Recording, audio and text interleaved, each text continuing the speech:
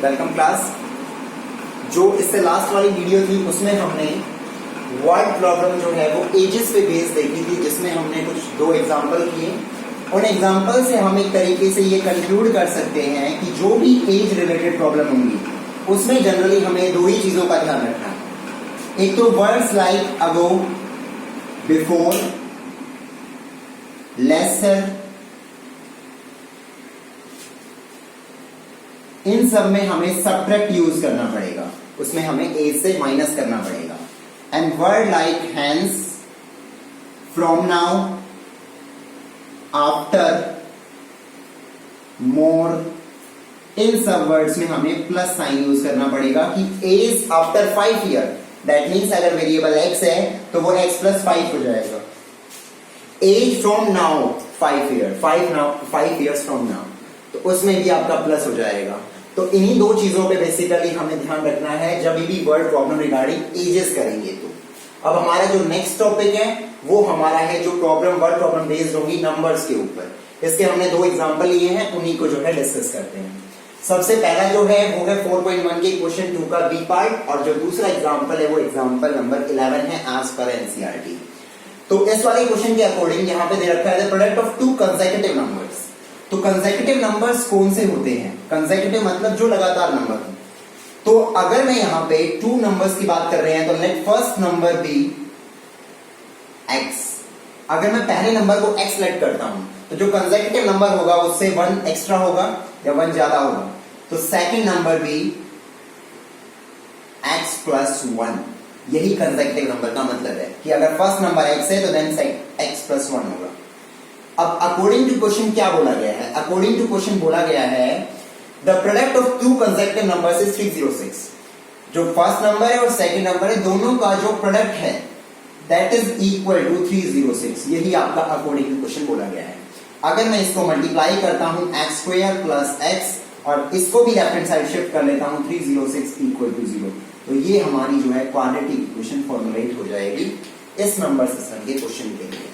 Same यहां पर जो सेकंड वाला एग्जांपल है उस वाले को देखते हैं। इसमें बस एक चीज का ध्यान रखना है, यहां पे बोला गया है कि जो find out the two consecutive odd numbers. यहां पे तो जस्ट कंसेक्यूटिव नंबर्स था, इस वाले में टू कंसेक्यूटिव ओड नंबर्स है, सम whose squares is 290।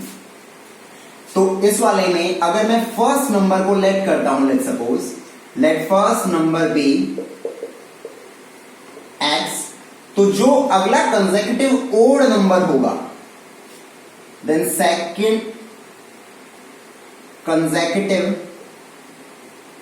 Odd number be x plus 2। अब आप ये सोचेंगे यहां पे x प्लस 2 क्यों हुआ? क्योंकि कंसेक्यूटिव में तो x प्लस 1 था। यहां पे इस चीज का ध्यान रखना है, यहां पे बोला गया है कंसेक्यूटिव ओड नंबर्स। तो आप देखो बताइए कि अगर मैंने ओड नंबर कहा 3 है, 5 है, 7 है, तो इन सब में जो डिफरेंस है वो 2 का ही तो है। 5 से 7 में भी 2 का डिफरेंस, 3 से 5 में भी 2 का डिफरेंस। तो इसलिए जो अगला कंसेक्यूटिव ओड नंबर होगा वो हमेशा 2 ज्यादा होगा। अगर क्वेश्चन में यहां पे बोला होता कंसेक्यूटिव इवन नंबर, इस वर्ड की बजाय इवन लगा दिया था, तो क्या होता? उसमें भी सेम ऐसे ही होता कि जो इवन नंबर होते हैं वो 4, 6, 8, तो वहां पे भी प्लस 2 ही का ही डिफरेंस होता है दो कंसेक्यूटिव नंबर्स में। तो आप इस तरीके से रिमाइंड रख सकते हैं इसको कि जो भी जस्ट कंसेक्यूटिव नंबर्स होंगे, तो अगर फर्स्ट नंबर x है तो सेकंड हो जाएगा x प्लस 1, और कंसेक्यूटिव ओड बोला है या फिर इवन बोला है तो उस वाले केस में क्या हो जाएगा? प्लस 2, x है तो x प्लस 2 हो जाएगा और यहां पे x प्लस 1 ही रहेगा। इस चीज का बस ध्यान रखना है। तो क्वेश्चन के अकॉर्डिंग जो बोला गया है हमें कि दो कंसेक्यूटिव ओड नंबर निकालिए जिनके स्क्वायर का जो सम होगा वो 290 होगा। तो फर्स्ट वाला x है तो उसका स्क्वायर हो जाएगा x स्क्वायर, सेकंड वाला x प्लस 2 है तो x प्लस 2 का स्क्वायर, दोनों का जो सम होगा that is equivalent to 290 as per the question. इस वाले को सिंप्लीफाई करेंगे तो ये हो जाएगा x स्क्वायर, यहाँ पे a plus b whole square apply करते हैं तो ये हो जाएगा x square plus 4x plus 4, और ये जो हो जाएगा 290। अब लाइक टर्म्स को ऐड करिए तो यहाँ पे x स्क्वायर और x स्क्वायर ये आपका हो जाएगा 2x स्क्वायर प्लस 4x, और ये वाला जो पार्ट इधर आगे नेगेटिव बनेगा तो ये हो जाएगा 286 इक्वल टू 0। अब इस इक्वेशन को सिंप्लीफाई करने के लिए हम इसको 2 से डिवाइड कर सकते हैं। तो डिवाइड बाय 2, इन केस हम करते हैं तो ये हो जाएगा x² plus 2x minus 143 equal to 0। तो ये आपकी इक्वेशन हो जाएगी, जिसके बाद आप इसको सिंप्लीफाई कर सकते हैं नंबर आउट को फिगर करने के लिए। जो नंबर्स हैं उनको फिगर आउट करने के लिए जो ये x की वैल्यू है वो इसमें मिडिल टर्म स्प्लिटिंग या फिर आपके क्वाड्रेटिक फॉर्मूले से जो है बन जाएगी। इसके बाद हम कुछ और टाइप्स की वर्ड प्रॉब्लम भी देखते हैं। Word problem based on distance, speed and time concept. हमने पढ़ा है एक फॉर्मूला होता है that distance by time equal to speed, और we can say that speed को मैं यहां पर डिनोमिनेटर में ले आऊं, टाइम को वहां ले जाऊं, तो we can also say that distance by speed equal to time. इसमें ध्यान रखना है हमेशा जो डिस्टेंस होता है, जो टाइम एंड स्पीड होता है, सॉरी, जो टाइम एंड स्पीड होते हैं वे एक दूसरे के इनवर्सली प्रोपोर्शनल होता है। As we can say that अगर हम स्पीड इंक्रीज करें तो time would be lesser for distance to be constant. मतलब क्या है इसका, अगर कोई स्पीड को इंक्रीज करते हैं गाड़ी में तो वो जो है सेम कांस्टेंट डिस्टेंस को ट्रेवल करने में टाइम जो है वो लेसर लेगी, एंड वाइस वर्सा अगर हम स्पीड को लेस कर दें, मतलब स्पीड अगर किसी गाड़ी में कम होगी तो उसको जो है टाइम ज्यादा चाहिएगा। इसी कंसेप्ट पे बेस्ड है ये वाला क्वेश्चन, जो कि 4.1 एक्सरसाइज में सेकंड क्वेश्चन का डी पार्ट है। इसमें बोला गया है a train travels a distance of 480 kilometre at a uniform speed. उसमें बोला गया कि एक 480 किलोमीटर के डिस्टेंस को यूनिफॉर्म स्पीड से कोई ट्रेन ट्रेवल करती है। अगर जो ट्रेन की if the speed has been 8 kilometre per hour less है, अब ध्यान दो यहां पे कि अगर उस ट्रेन की जो स्पीड होगी वो 8 किलोमीटर पर आवर से लेसर हो जाएगी, ये वाला केस देखिए ध्यान से, then it would have take 3 hours more, तो उसको जो है 3 घंटे ज्यादा लगेंगे to cover the same distance. यहां पे ध्यान रखना है कि जो डिस्टेंस है वो कांस्टेंट होगा, उसी केस में टाइम एंड स्पीड एक दूसरे के इनवर्सली प्रोपोर्शनल रहेंगे, ये हमने पढ़ा हुआ है पहले से। तो हमें फिगर आउट करनी है the speed of the train. तो इस वाले क्वेश्चन में अगर मैं लेट करता हूं, let the speed of train x kilometre per hour में लेट कर लेता हूं, this is x kilometre per hour. In case the speed has been 8 kilometre per hour lesser, then reduced speed को हम क्या कहेंगे, रिड्यूस्ड स्पीड हमारी हो जाएगी x minus 8 kilometre per our. हम कह सकते हैं अगर ये वाली स्पीड होती है तो वी डोंट नो कि टाइम कितना लगता है, बट अगर ये वाली स्पीड हो जाती है तो ये कंडीशन मेंशन है कि उसको 3 घंटे ज्यादा लगेंगे उसी डिस्टेंस को कवर करने के लिए। तो अकॉर्डिंग टू क्वेश्चन में अगर हम इसको फॉर्मुलेट करना चाहें तो हमें जो कंडीशन गिवन है, जो कि हमारे पास एग्जैक्ट कंडीशन है, वो टाइम के रिगार्डिंग यहां पे गिवन है, क्योंकि ना हम ओरिजिनल स्पीड जानते ना ही हम रिड्यूस स्पीड जानते, क्योंकि इसमें एक वेरिएबल x जो है वो अननोन है हमारे लिए। तो जो डेफिनेट बात हमें पता है इस क्वेश्चन में वो है ये 3 आवर्स वाली। तो हम टाइम के अकॉर्डिंग फॉर्मूले को इंप्लीमेंट करते हैं, जो टाइम का फॉर्मूला होता है डिस्टेंस बाय स्पीड। अब इसमें ध्यान रखना है कि जो डिस्टेंस है वो टोटल डिस्टेंस आपका 480 किलोमीटर है। तो जो डिस्टेंस हुआ 480 किलोमीटर, ये डिस्टेंस हो गया, एंड मैं इसको स्पीड x माइनस 8 से डिवाइड करूं तो ये हमारा हो गया after reduction of speed the time taken. Second case में जो 480 का डिस्टेंस है वो x की स्पीड से ट्रेवल किया गया है। 480 distance by x minus 8 reduce speed, 480 distance by x original speed. तो जो दोनों का डिफरेंस इस क्वेश्चन में गिवन है वो आपको 3 आवर्स गिवन है। यहां पे एक चीज का ध्यान रखना है कि राइट हैंड साइड में हमारा टाइम है 3 आवर्स, तो लेफ्ट हैंड साइड में भी टाइम ही होना चाहिए। यहां पे ये टाइम है क्योंकि ये डिस्टेंस बाय स्पीड है, और ये यहां पे भी टाइम है क्योंकि ये भी डिस्टेंस बाय स्पीड है। तो डिस्टेंस बाय स्पीड टाइम होता है, तो टाइम में से टाइम को सबट्रैक्ट करेंगे तो टाइम के इक्विवेलेंट ही आएगा। बट एक चीज का ध्यान रखना है कि हम इसमें दो गलती कर देते हैं बच्चे की, भाई ये जो पार्ट है इस वाले में से उस वाले को सबट्रैक्ट कर देते हैं। इसको आपको ऐसे ध्यान रखना है कि कभी भी जब हम सबट्रैक्ट करते हैं और उसका आंसर पॉजिटिव में आ रहा है तो हमेशा बड़े वाले फ्रैक्शन में से ही छोटे वाली फ्रैक्शन सबट्रैक्ट होगी। तो इन केस ये अगर बड़े वाली फ्रैक्शन है तो बड़े वाली फ्रैक्शन की पहचान हमारी इससे हो रही है कि जो इसका ये डिनोमिनेटर है वो एक्चुअल में ओरिजिनल स्पीड से लेसर है। जो यहां पे ये x है और x माइनस 8 है, जिस भी केस में डिनोमिनेटर लेसर होता है तो एक्चुअल ओरिजिनल फ्रैक्शन वही वाली बड़ी होती है और हमेशा बड़े में से ही छोटे को सबट्रैक्ट किया जाता है। ठीक है, इस वाले को हम ऐसे भी रख सकते हैं कि 2/7 and 2/3 which ever would be greater. हम जानते हैं क्योंकि डिनोमिनेटर इस वाले का स्मॉलर है तो ये वाला ही जो है ग्रेटर होगा। इस तरीके से जो है इस वाले में भी इक्वेशन फॉर्मुलेशन होगी। है वही अपना एलसीएम कंसीडर करके अगर मैं पूरी इक्वेशन का ही एलसीएम लेता हूं तो ये हो जाएगा x minus 8 into x into 1 we can neglect that.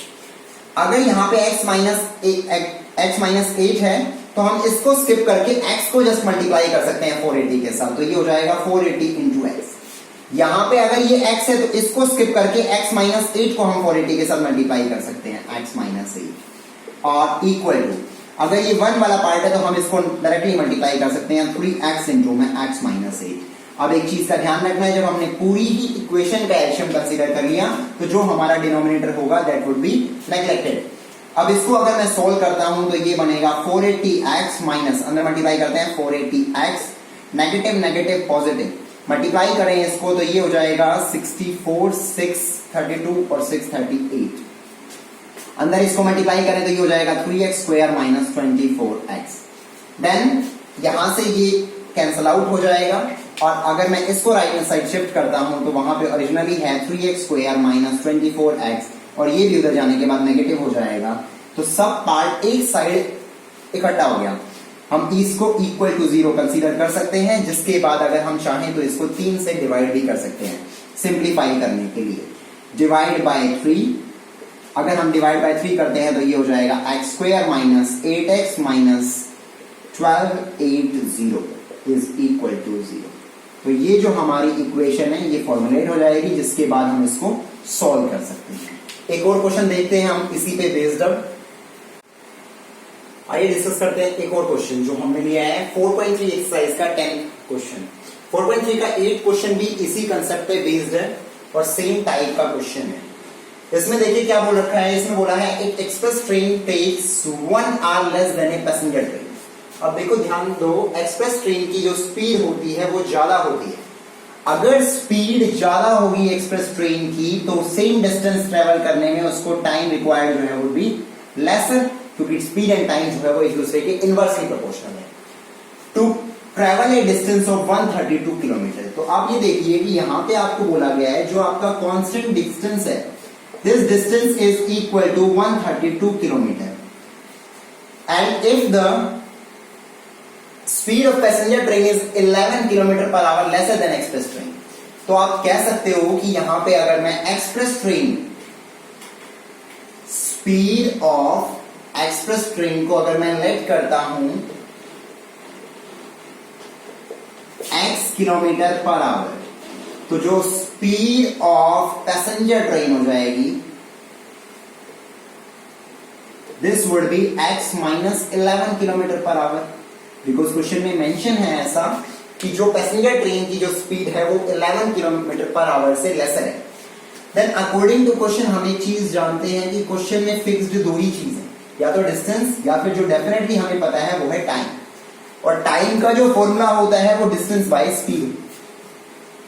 In case distance हमारा 132 है तो उस केस में जो हमारी एक्सप्रेस ट्रेन टाइम लेगी वो x हो जाएगा, और 132 डिस्टेंस में ही अगर हमारी पैसेंजर ट्रेन जो टाइम लेगी वो हो जाएगा 132 बाय x माइनस 11।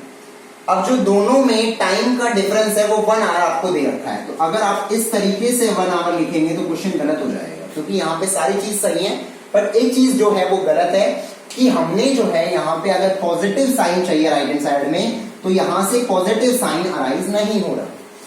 क्यों नहीं हो रहा? क्योंकि यहां पे जो ये डिनोमिनेटर है ये एक्चुअल में छोटा है। अगर ये डिनोमिनेटर छोटा होगा तो इससे जो फ्रैक्शन बनेगी वो फ्रैक्शन बड़ी बनेगी, तो बड़ी वाली फ्रैक्शन नेगेटिव में है, दैट मींस नेगेटिव साइन यहां से अराइज हो रहा है।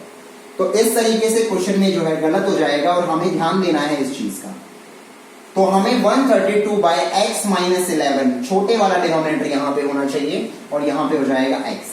ये जो टाइम है वो पैसेंजर ट्रेन का टाइम है, ये जो टाइम है वो जो है this time is by passenger train time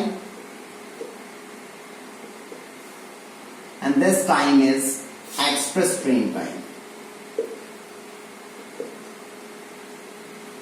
ठीक है, एक्सप्रेस ट्रेन टाइम। तो हम इसको सॉल्व करते हैं, तो सॉल्व करने में भी हमें क्या करना पड़ेगा, इसका एलसीएम कंसीडर करना पड़ेगा। एलसीएम कंसीडरेशन में हम डिनोमिनेटर को देखते हैं एक साथ, x माइनस 11 इंटू में x इंटू में 1/1 कह सकते हैं हम, तो आप उसको कंसीडर कर भी सकते हैं और नहीं भी, नेग्लेक्टेड है एक तरीके से। अगर x माइनस 11 इसके साथ है तो x आपका 132 के साथ मल्टीप्लाई होगा, 132 इंटू में x माइनस x यहां पे है तो ये x माइनस 11 इंटू 132 हो जाएगा, और राइट हैंड साइड में 1 के साथ मल्टीप्लाई होगा x into x minus 11। Denominator जो है हमारा कैंसिल आउट हो जाएगा यहां से, और हम अगर ऊपर वाले से सॉल्व करें तो 132 माइनस का 132x minus minus plus 11 into 132, तो ये हो जाएगा 22, 2 ये हो जाएगा आपका 33 और 2 35, 3 हो जाएगा, और ये 11 और 3 14 हो जाएगा प्लस साइन के साथ, और राइट हैंड साइड में आपका है x स्क्वायर माइनस 11x। तो यहां से ये दोनों नेगेटिव पॉजिटिव कैंसिल आउट, इसको भी मैं अगर उधर लेके जाता हूं तो x स्क्वायर माइनस का 11x माइनस का 14 52 दिस इज इक्वल टू 0। तो ये आपका इस तरीके से क्वाड्रेटिक इक्वेशन फॉर्मुलेट हो जाएगी। ये एक बहुत इंपॉर्टेंट टाइप है इस क्वाड्रेटिक इक्वेशन की वर्ड प्रॉब्लम का, जिसमें एग्जाम में एक क्वेश्चन जरूर आता है, डेफिनेटली आता है, बाकी काफी साल से रिपीटेड आता ही जा रहा है। इस पे बेस्ड जो एक और क्वेश्चन है हमारा 4.3 का 8th question as per NCERT, वो आप प्रैक्टिस कर सकते हैं, सेम इसी कंसेप्ट पे बेस्ड है। Thank you.